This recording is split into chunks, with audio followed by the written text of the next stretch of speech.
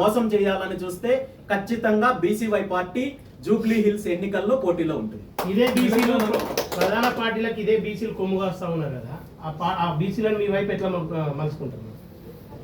ఈరోజు నిజంగా చెప్పాలంటే తెలంగాణ రాష్ట్రంలో ఉన్న ఏ ఒక్క పార్టీ బీసీల గురించి మాట్లాడే నైతిక హక్కు కూడా లేదు. ఎందుకంటే ఈ పార్టీలన్నీ కూడా బీసీలను అడ్డం పెట్టుకొని, బీసీల యొక్క ఓటు బ్యాంకును అడ్డం పెట్టుకొని అధికారంలోకి వచ్చి బీసీలను దోపిడీ చేయాలి, రాష్ట్రాన్ని దోపిడీ చేయాలని చూస్తున్నారు తప్ప ఏ ఒక్క పార్టీకి, ఏ ఒక్క నాయకుడికి బీసీల పైన చిత్తశుద్ధి లేదు.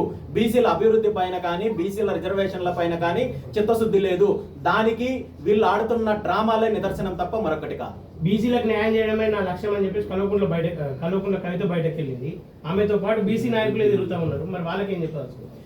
ఈరోజు దురదృష్టకరం ఏంటంటే బీసీల అభివృద్ధి గురించి, రిజర్వేషన్ల గురించి, బీసీ ఉద్యమాలు కూడా ఒక నియంత కుటుంబం నుండి వచ్చిన ఒక నాయకురాలు చేపట్టడం అనేది చాలా దురదృష్టకరము. ఇది నిజంగా బీసీ సమాజం మేల్కోవాల్సిన అవసరం ఉంది.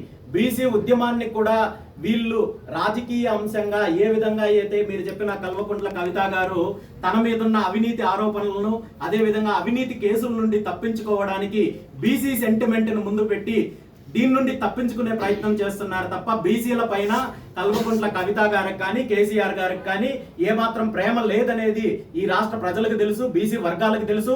నిజంగా మీకు బీసీల పైన ప్రేమ ఉంటే, బీసీలను అభివృద్ధి చేయాలి, బీసీలకు రిజర్వేషన్లు కల్పించాలనే చిత్తశుద్ధి ఉంటే గతంలో మీరు అధికారంలో ఉన్న 10 సంవత్సరాలు బీసీల కోసం ఏం చేశారు? బీసీల రిజర్వేషన్ల కోసం ఏం పోరాడారు? మరి ఆ రోజు ఎక్కడికి వెళ్ళారు? ఈ రోజు మీ రాజకీయ లబ్ధి కోసము, మీ వ్యక్తిగత లబ్ధి కోసము బీసీ వాదాన్ని ముందుకు పెట్టి ఈ రోజు లబ్ధి పొందాలని చూస్తున్నారు తప్ప ఈ విషయాన్ని ముఖ్యంగా బీసీ వర్గాలు గమనించాలి, బీసీ నాయకులు, బీసీ సంఘాలు గమనించాలి. ఇలాంటి కుట్రలను ఛేదించాల్సిన అవసరం ఉంది. ఇలాంటి కుట్రలు